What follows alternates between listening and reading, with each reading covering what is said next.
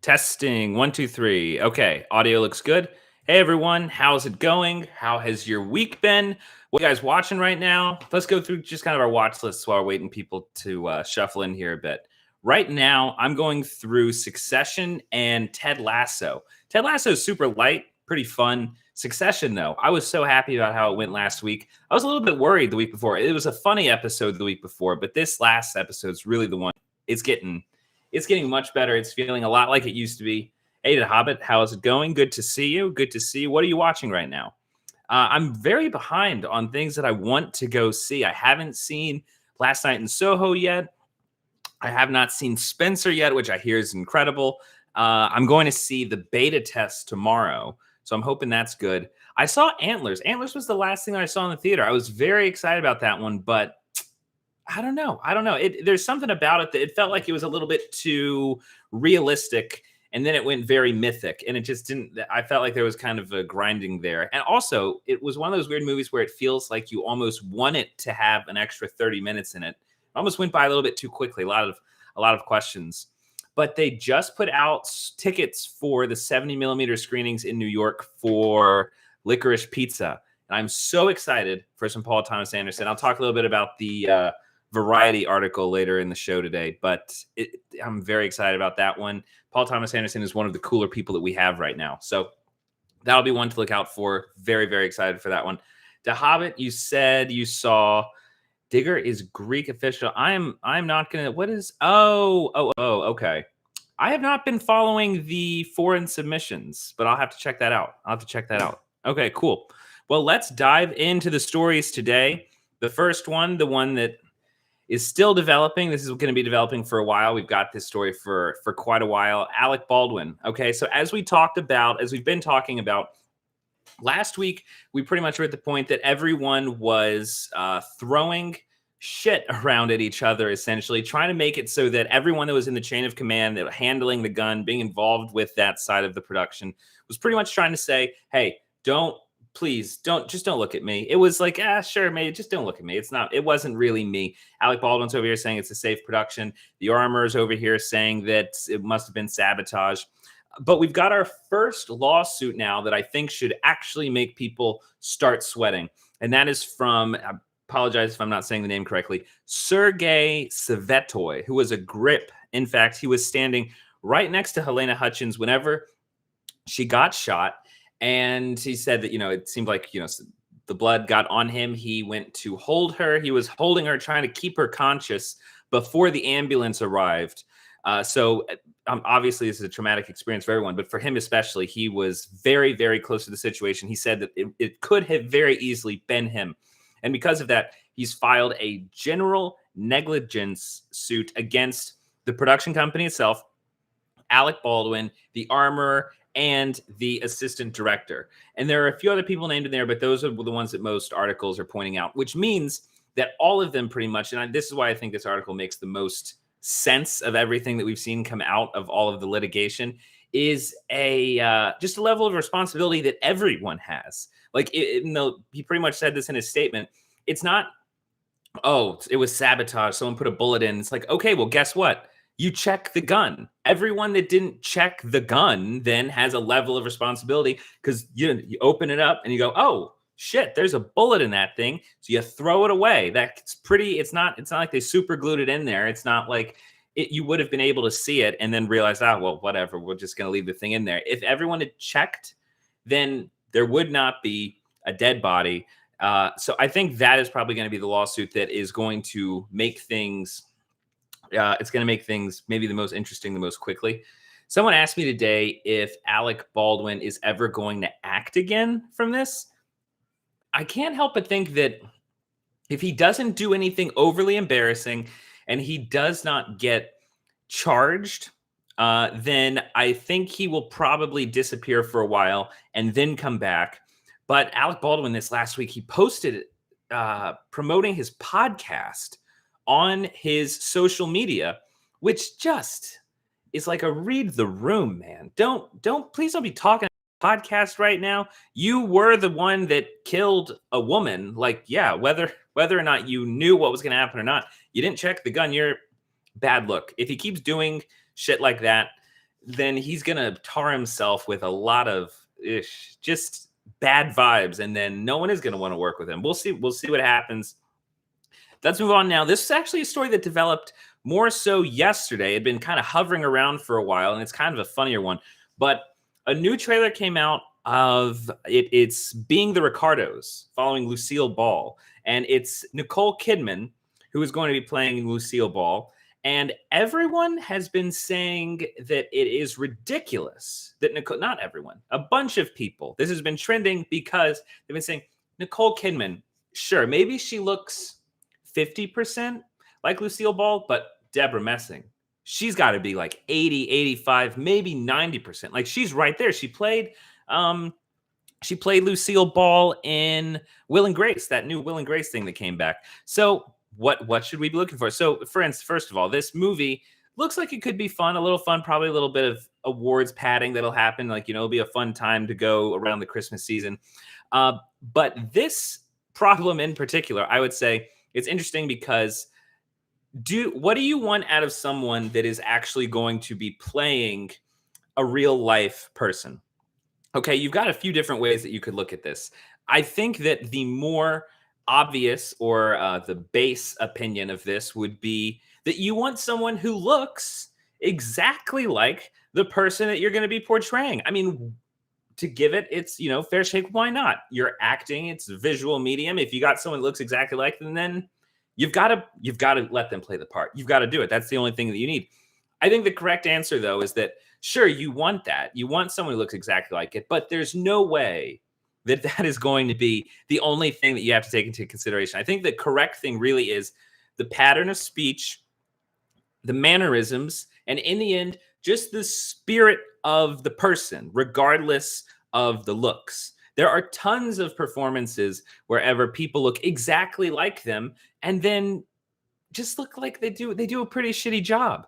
Like, I would say, let's look at people, in fact, let's look at people who have looked nothing like the actor and pull off a performance brilliantly. I think the best example is Anthony Hopkins playing Richard Nixon. Anthony Hopkins looks nothing at all like Richard Nixon, but he pulls that performance off so well. Every time you're watching it, it starts to feel a little impeccable about how in the world you're getting that muddied speech, like with all the weird pauses, but the intensity of the look, it worked very, very well. You've got someone like Michael Fassbender, does not look a lot like Steve Jobs, and he pulled that off incredibly well. Actually, counter that with Ashton Kutcher, who looks a lot more like a young Steve Jobs. Terrible. That was a terrible, first of all, terrible movie, terrible performance. Will Smith doesn't look anything like Muhammad Ali, but I think he, rightly deserved the Oscar nomination because he did a great job. This feels like a very stupid analysis of what is going on with this casting. The idea, casting is really just you look like that person, so you get that role.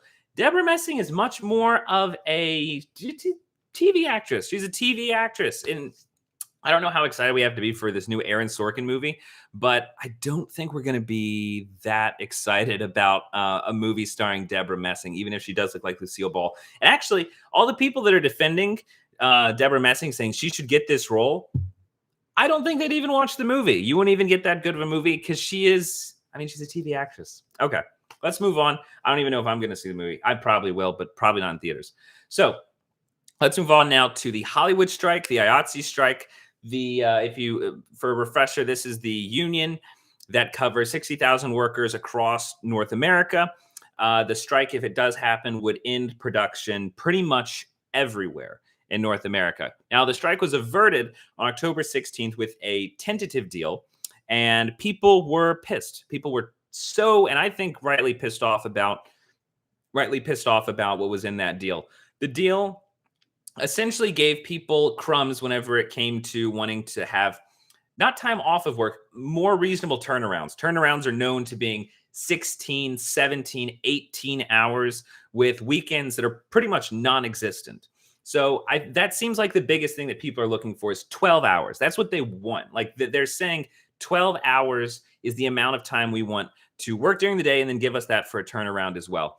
And the producers, is pretty much like in your dreams, in your dreams. They budged a little bit, and but IATSE also was not asking for that much. So I think people got so worked up that they could get something from this negotiation, got nothing, and now they're pissed. So what the next step in this is actually today. They put this tentative deal together, and it is tentative until the vote is done by management in the union, which is happening today. This Friday, they are all voting electronically. The verdict is going to be announced. The yes or no verdict is going to be announced on Monday. So if we get a yes vote, the deal goes through, story over, no strike, at least not until 2024. If we get a no vote, we go back to the negotiating table, and that at that point, IATSE is going to have to push hard for two reasons. One, the people have spoken pretty much, and also this president is being dragged through the sewers. People do not like him right now. People are saying that the announcement, the way that they're talking to people about this vote is so, and some of the reports I've seen on it are really condescending. Normally, with something like this, you'd have the president, you'd have the leadership come out and say, hey, we have secured this deal. We think this is the most that we're able to get right now. Please vote in the way that you feel is, most blah, blah, blah, blah, blah, blah, blah. But pretty much saying, do what you feel you need to do with this vote. Instead, this has been, we worked so hard to get this. It's a historic win to get a deal like this. Please vote yes. And I've seen some people actually say, they were going to vote yes, but have now switched to a no because the leadership, instead of going do what you feel is correct, is doing a please, for the love of God, please just vote for this thing. We don't want to work that hard in terms of having to really push on the people with the power. So there's a little bit more of this narrative going on, which is a pretty much a screw the people in power of the unions. And I totally get that because from what I'm seeing, they're being a little ivory tower with how all of we don't really want to do, all of that much pushing. I feel like the leadership there has a reputation of not pushing back on things, and they kind of want to keep that.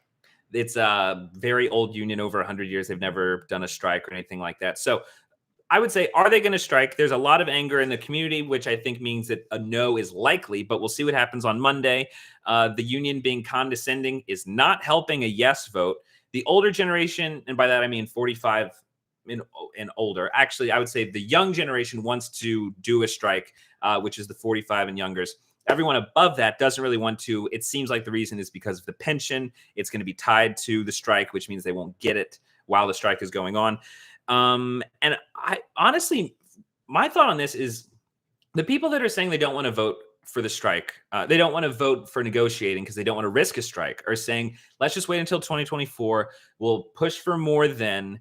And I would say that based on how little it seems like leadership in this union wants to push, that's one of those pipe dreams that you're just saying to make yourself feel better now, but you're never going to get it. I get that, there's a little bit more of the young people just want to, throw everything out. And I hate that, that's kind of a famous thing that people do now. They kind of want to just break everything down. But in this case, I think you need to push for more negotiations. And I think the younger people are a little bit more in tune with the idea that you're not going to get this chance at leverage again. You have to assume that you're not going to. You have it now. Why would you not use it? Because you are more than likely not going to have it again. So this, I guess, the last week's stream got maybe 78 views. If people are watching and they're with the IATSE, and if anyone, I would say just send them back to the negotiations. You can't get anything bad from going back to negotiate. I would say that's going to be your best bet. So I hope that on Monday it's a no vote, but we'll talk about it next week, and I'll give you what the update is then. Next, the Black Panther set shut down over an injury. Not a massive fan of Marvel. I'm not on the bandwagon as someone who is always pumped about the new thing that's coming out. Give me your thoughts on what you think of Marvel. Actually, in particular, and I guess this will tie in a little bit more, what is the thing people are pumped about with Marvel right now? What is the next thing people want to see? I'm going to spoil some Marvel stuff, but I mean, come on. If you don't know, then you just don't really care, which is fine. Robert Downey Jr. is gone. Chris Evans is gone. So many people have moved on to do other things from the original Marvel. And sadly, Chadwick Boseman passed away, which was going to be one of the next big staples. And we also have what is the wait? What? Okay, I'm split. No, Eternals is the one that just came out, and Eternals. I said this last week, and some people took me to task saying, "Oh, Eternals did not flop." It does look like Eternals is not making the money that they need it to make. It also looks like Eternals is not drawing an excited crowd, which is a problem for Marvel because they need another level of enthusiasm with Robert Downey Jr. And Lakeland Tile, I agree, Marvel does not do it for me either. But honestly, if Iron Man was going to be in it, I was going to be a little bit excited, and I would probably go see it. There's nothing in Marvel right now to pull that level of excitement. But looking at Black Panther here, the set shut down over an injury. This is Letitia Wright, and it looks like she's been gone for a while now. They've been trying to shoot her around her scenes for about 2 months. But Coogler, the director, said that he's done all he can without her, pretty much. So they are now waiting. They say that they're still going to be able to keep the November 11th, 2022 release date. We'll see if that happens.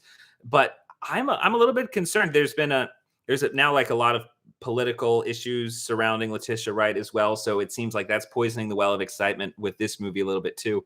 But what's going to happen with Marvel? Like, what do they need to do to get another, another golden heart or whatever the hell Tony Stark has at his heart? Because they don't have that right now, and that's a little strange.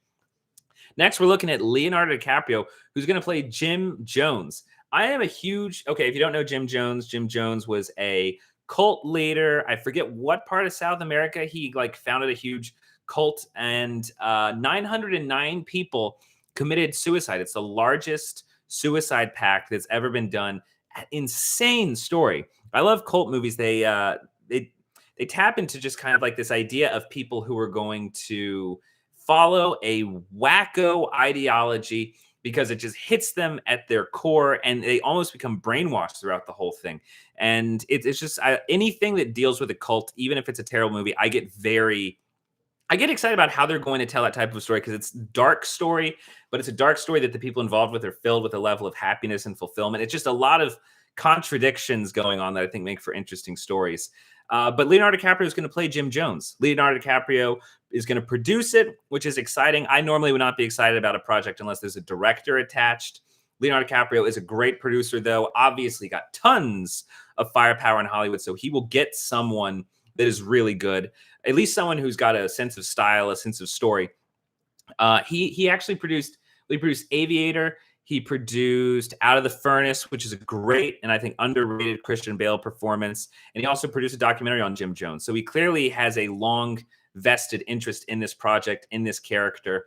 I think that's one to look out for. It's exciting if Leonardo DiCaprio can bring more, side stories like this to the forefront. And I hope this does make its way to the forefront. That's just exciting. I love more adult stories like this that end up making their way onto the big screen. One thing on Marvel, The Hobbit says, bring X-Men, Fantastic Four, and Deadpool into the MCU.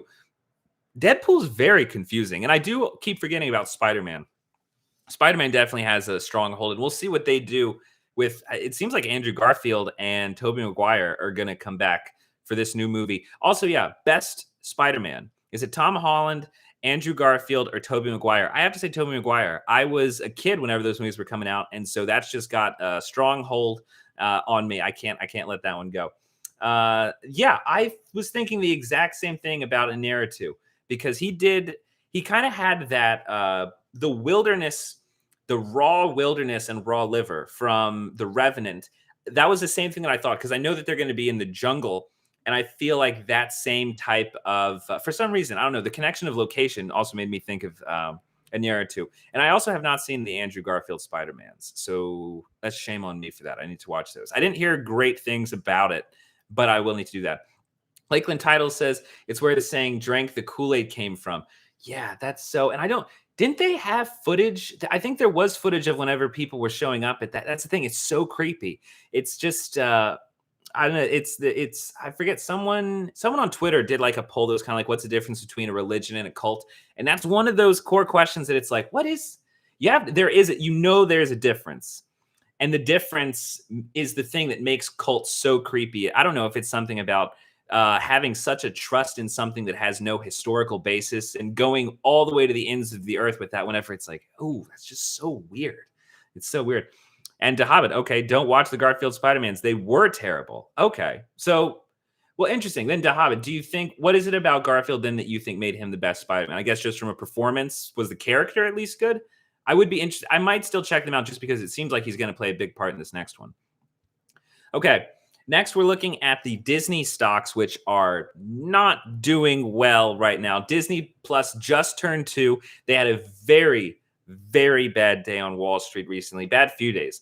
So the Disney Plus subscription base is growing very, very, very slowly. So they wanted, wait, let's see, what are we looking here? So Wall Street was expecting that we were going to have 126 million subscribers by now. Right now they have 118. Not, that's a good level that you need to make up, but at the same time, the level of subscribers has slowed down massively. So the CEO, if you remember back in September, and I think this was probably also having to do with the strike, was warning that we were going to see a slow growth recently. They were not going to have a good Q4 or Q1. And, the strike, as well as just kind of like everything right now is kind of just slowing down economically, is kind of slowing down. People are kind of repositioning themselves in their careers. I think that's affecting Hollywood even a little bit as well. But so they were pretty much saying to Wall Street, give us a little bit of time. We're going to be announcing, and I'm about to get into this, we're going to be announcing a bunch of brand new projects that we are hoping is going to get the ball rolling here before Christmas to get people excited about Disney Plus again. And that was actually today. It was like Disney Plus Day, I think is what they're calling this thing now, where they just kind of try and boost their earnings by doing an announcement of everything that's coming up. So we find out today that there's a new Predator movie coming out in the summer of 2022. There is a Roderick Rules movie, not big into the Diary of a Wimpy Kid, but there's a new Roderick Rules movie coming out. Hocus Pocus 2.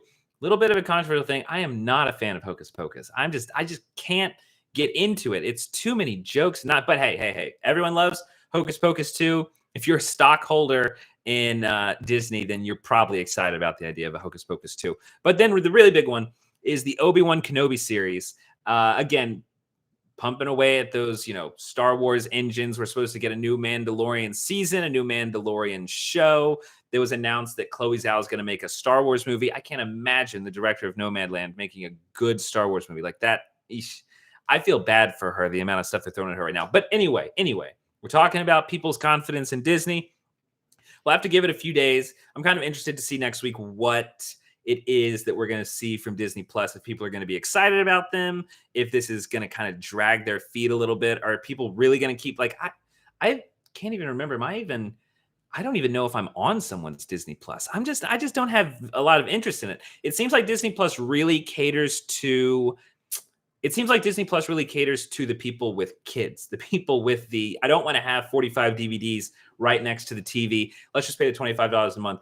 And I was thinking about this a little bit, and I usually go to Deadline to kind of look at this stuff, and I was surprised there were so many comments on this stock article about Disney. And in the comments, everyone was talking about what it is that they're wanting out of the future of streaming, which I thought was fascinating. That's not really a conversation that people have very much. If you're watching, what streaming services right now do you not pay for, but what are the ones that you really watch? You watch a lot. And what are some that you kind of see? Are there any you're scoping out you might want to watch later? Like, I don't pay for ESPN. I don't pay for Criterion anymore. There are a few, though, that I'm kind of waiting to see. Eventually, are you going to be worth it? Am I going to put money? Am I going to want to have this thing kind of around and in the backpack of content? But most people were saying, and apparently Disney's pushing for this, Hulu is the thing that is kind of bleeding Disney out a little bit, because people have been canceling a lot, and also their growth was stalled because they were supposed to go global with Hulu, but it just didn't happen. And it's FX also. They put FX on Hulu exclusively, and that's not playing out for them the way they wanted to. But it looks like what the hope is going to be is that within the next few years, Hulu is going to become a permanent part of Disney Plus. And the thing is, I don't know what the branding of that is going to be, but that seems to be like the next big push. You pay for Hulu, you get the live TV in there, you get a bit more streamlined adult content. You also get Disney as well. That seems like the hope. Is that something you'd be interested in? I was thinking about that because I think if they can get that live TV thing down, get the price down a little bit more, and combine that with Disney Plus. At that point, I would more than likely get on board with that. And if they can find a way, the sports is always the thing with this stuff.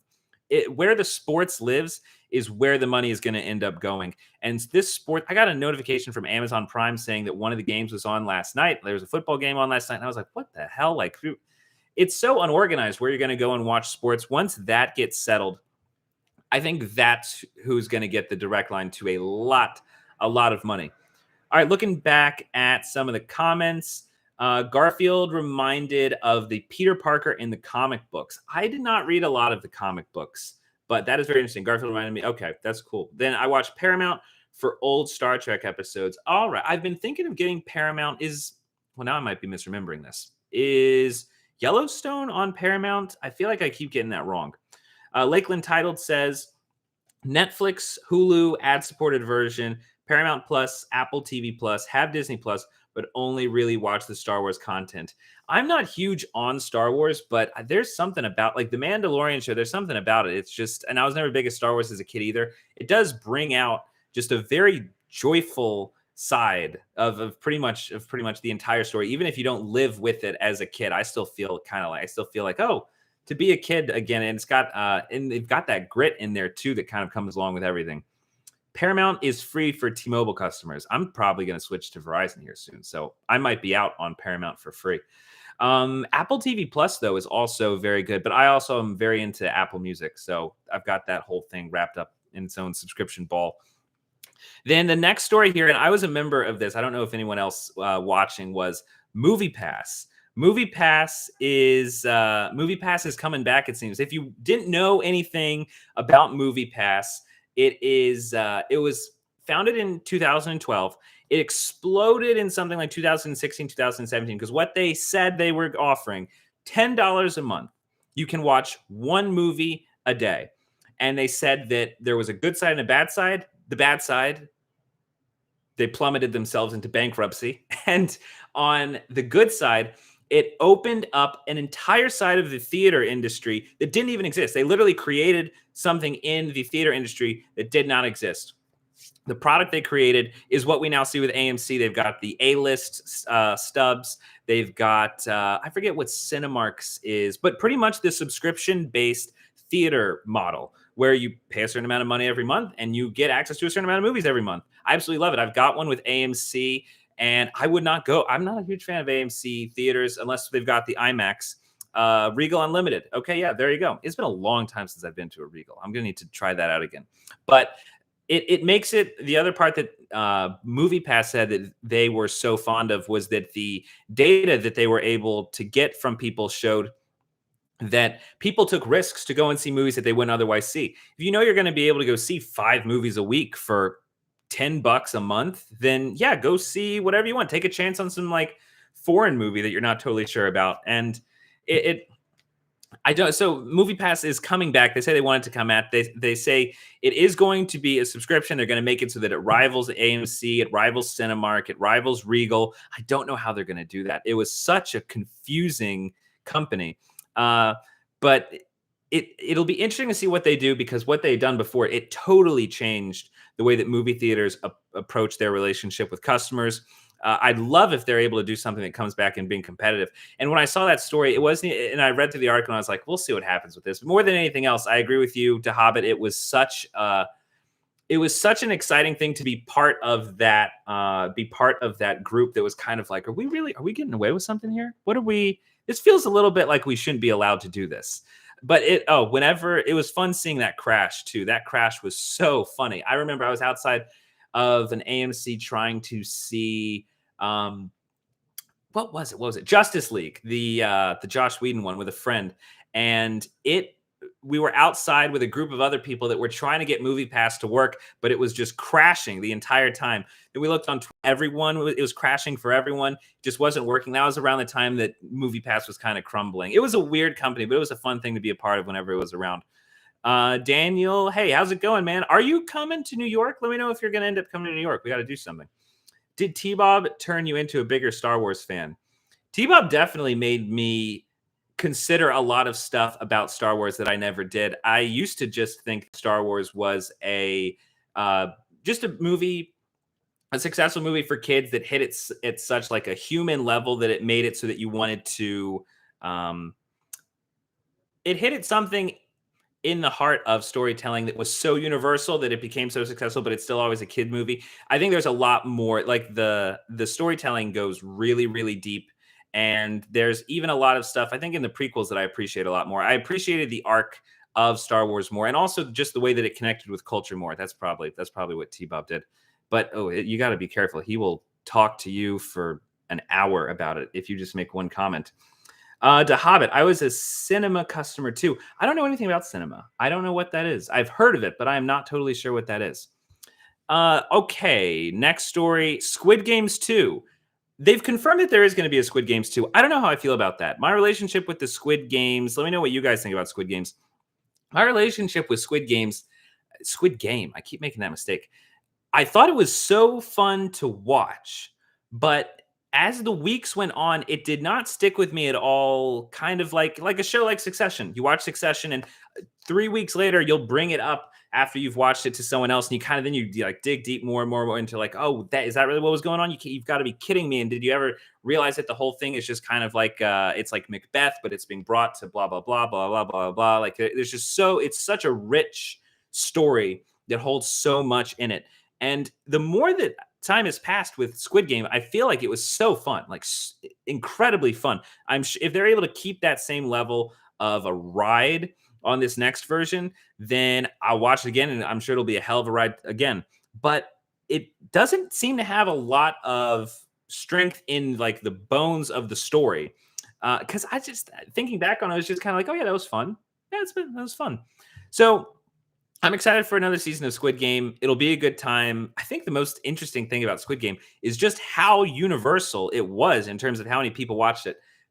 People watch this. How many is it here? I've got it here somewhere. 3 billion minutes.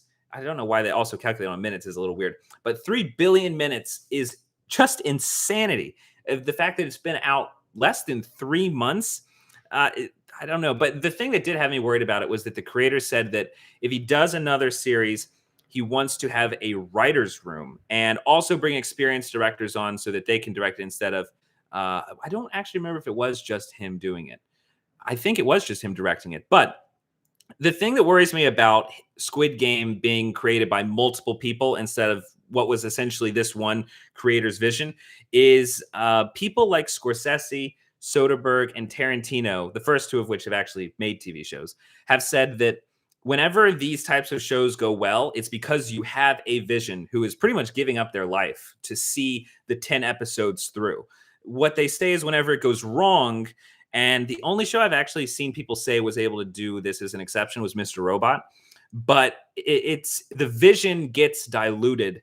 And if you want to really keep that sense of authorship that you get from a movie that has been making TV so successful because it has that, you need to have a writer either involved in the entire story arc and most of the writing of each episode, and they need to direct it. Not necessarily the same person, but you need to keep the roles uniform throughout the entire process. A lot of people, Scorsese was involved in multiple TV shows, and he said that it didn't go well. The ones that went way off the rails went off the rails because it did not have that uniform vision, and it was because they brought too many writers, too many directors, and it just got a little lame. And so I hope that does not happen with Squid Game 2.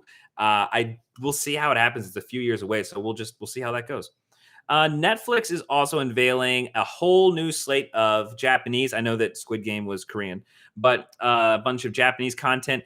And there are 2 projects that they're going to come out with from Kore-eda, who is an incredible director. Check out Shoplifters if you have not seen that. It won at Cannes a few years ago. Also, check out The Truth, which did not get quite as much play, but I actually saw that. I saw that one on a plane. Afterlife. I haven't seen Afterlife, but I'll need to check that one out. I'm very excited that he's going to be working with Netflix. Okay, moving on. Let's talk. Oh, House of Gucci. Do you guys like watching movies like on holidays? I love doing that. Whenever it's Thanksgiving, whenever it's 4th of July, whenever it's Christmas, going to the theater. I've never done it by myself, but that would actually be a little sad. To each his own. But if you go with a group of people. I love going with a group of people. The most we ever did, actually, my family and a few friends, we went to go see on Christmas in the same day. I think I'm getting this right. It was Manchester by the Sea, Fences, and La La Land. And it's only just now sticking with me how funny it is to actually see Manchester by the Sea on Christmas. That's a little sad. But anyway, House of Gucci is coming out on Thanksgiving. This movie's 2 hours, 45 minutes. So I don't know if this is going to be the one that we pick, but I'm excited to see this one. It could very well be a Thanksgiving movie. The reactions are out this week, and they pretty much also, I apologize, it's getting really dark. I'm not used to it being this dark this early. We've got the reactions are saying that it's got Godfather vibes. The attention to detail is also insane. And pretty much the performances from Lady Gaga and Al Pacino are the things that are getting the most amount of praise. People are also saying that it is weird as hell, wacky as hell, and that it doesn't really succeed on the merits of just being a good kind of singular story because of that. Honestly, I don't care. I like the idea of a very wacky movie. We don't get that a lot. And yeah, no, absolutely. The Hobbit, Ridley Scott is killing it. I feel like this is it. I mean, but it's got to be partly because of the pandemic, right? Like if he had both of these, this and The Last Duel kind of in the can, which is another movie I have not seen. I cannot believe I have not seen that. But he's got 2 movies in the can. He's able to kind of work with them, get them exactly the way that they want. Lady Gaga said that they were filming this 3 years ago. They finished filming, or had finished filming before COVID. So yeah, he pretty much had 2 movies like locked, ready to go after the pandemic happened. And you're able to, people that were able to sit in post throughout COVID in the movie industry were the ones I think that had it lucky. Then moving on to more people that were kind of working throughout the pandemic. Licorice Pizza is coming out November 26th. Again, they're having the screenings here in New York, the 70 millimeter screenings that are going to be on the 26th, I think through the 1st. And I'm not going to be in town. I'm going to be back in Louisiana for that time, so it's not going to work out. But Ben Affleck called Paul Thomas Anderson at one point the modern Orson Welles, which I thought that always rings in my head as like a perfect description of him. He's got a great love of pushing storytelling, especially with things like There Will Be Blood and The Master, making things incredibly fluid, very, very strange, but kind of touching on some very core human ideas and also pushing the technical side as well. And in the end, he always does it in a way that makes it very entertaining. But there's a Variety article that came out. First of all, look up the picture of this Variety article. No, I mean, look up the article in Variety with Paul Thomas Anderson's interview. The picture on the front of it is, I don't know if it's a painting or a picture. It is a weird ass image. It's very strange. But he's pretty much saying in the article that this is his most tender and optimistic movie. He talked about why he makes so many movies in Los Angeles. He also talks about how originally this movie was called Soggy Bottom, which was a miscommunication. That was never the name. He said, if I ever made a movie like that, I must have fallen off of my rocker. He said that the movie that he was referencing for this is American Graffiti and Fast Times at Ridgemont High. So I'm excited for a laid-back movie from him. We've been getting some heavy stuff recently, so I'm fine with something a little bit more laid-back.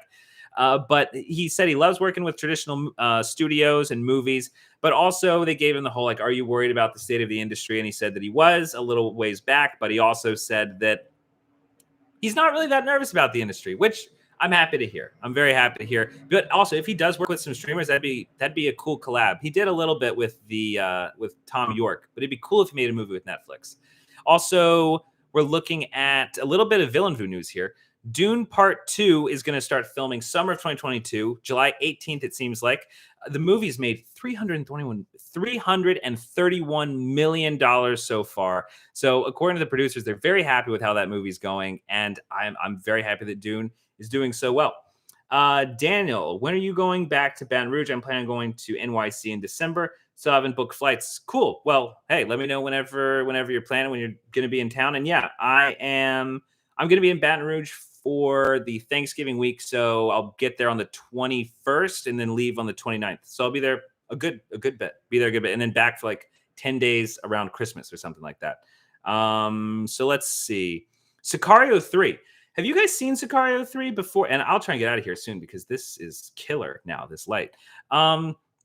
Did you guys see any of the Sicario movies, and what were your thoughts on those? I love the first Sicario movie. That was my favorite movie of the year that came out. I love that thing so much. It's got that Villeneuve intensity, and also the rhythm that he got with Johansson and Roger Deakins. Like, you can see him really come together to be someone who found his style on a much bigger canvas. That was my favorite movie of that year. It's so good. But it's also cool that it's now spawned a franchise. The second one was okay. Not obviously not as good. It, didn't have the same creative team behind it, but I still love that type of intense, real world, current event tied movie. Villeneuve said that for the next one, he wants to come back, but also like that really isn't all that likely because of how much time he's spending with Dune. Moving on, then we'll finish up here in a second with Voyeur. That's another trailer to look out. This is the new Fincher. It's a new Fincher movie, not Fincher movie. It's the new Fincher produced show that is filled with video essays about movies. It's pretty much described as a celebration of movies, so that's an interesting thing to look out for. The Hobbit says, Nate, check out The Battle of Chang'e in theaters on Friday, November 19th. Okay, whoa.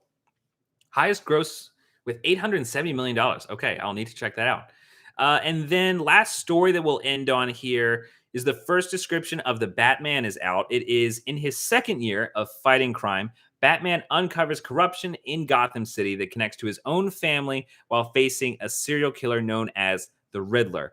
I was very obsessed, probably am still very obsessed with that Batman trailer. Whenever you know that feeling where you go to see a movie, and even if it's a pretty good trailer, you go a few times and you're like, oh, we're getting this trailer again. Okay, we're getting the trailer again. Okay, don't need to see this. Then you maybe you just wait for that trailer so that you can go get popcorn or pee or something, because you just don't need to see it again. I will watch this Batman trailer gladly. It looks great. If it is any true tease for the movie, that movie looks great as well. Also, as I said, we're in the Thanksgiving season now, in the build-up for Thanksgiving. So do please be sure to...